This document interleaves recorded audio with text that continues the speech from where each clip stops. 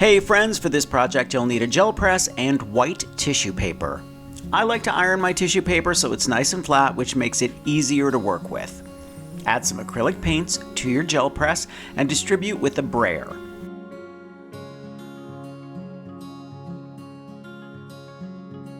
Carefully press on a sheet of tissue, and before it gets too wet, pull using both hands from the gel press. I love this technique as it's a terrific way to get lots of color on tissue paper.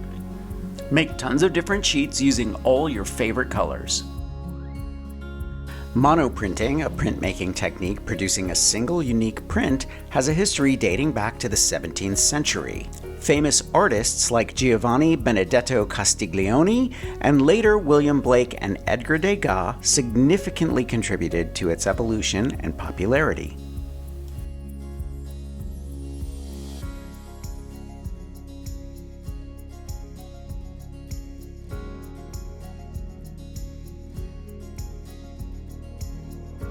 Next, get out your favorite rubber stamps and an archival ink stamp pad. Archival ink is permanent. Stamp the dry sheets with your favorite images. The American chemist Charles Goodyear is credited with developing vulcanized rubber in 1839. This discovery was crucial for the development of rubber stamps as it allowed the rubber to maintain its shape and withstand repeated use. Place down a silicone mat. Cut around your stamped images. Coat the image with UV resin and add a small border of resin just outside the edge. Once the image is coated, cure the resin under a UV lamp.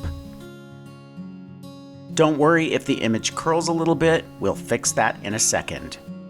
Coat all of your images with the resin and cure.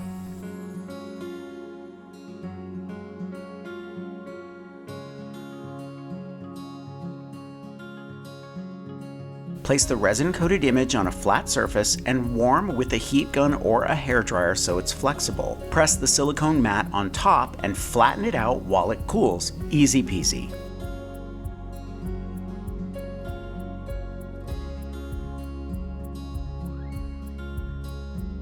Next, you'll want to cut out the images.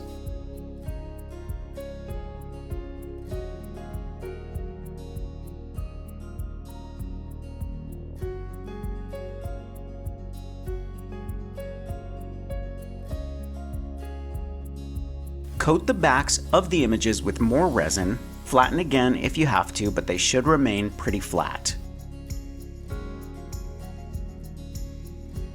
Once they're cured, you can drill a small hole on top and you can hang them from earring wires or charm bracelets, whatever you want. Let me know in the comments what you're going to make with yours. I always love hearing from you.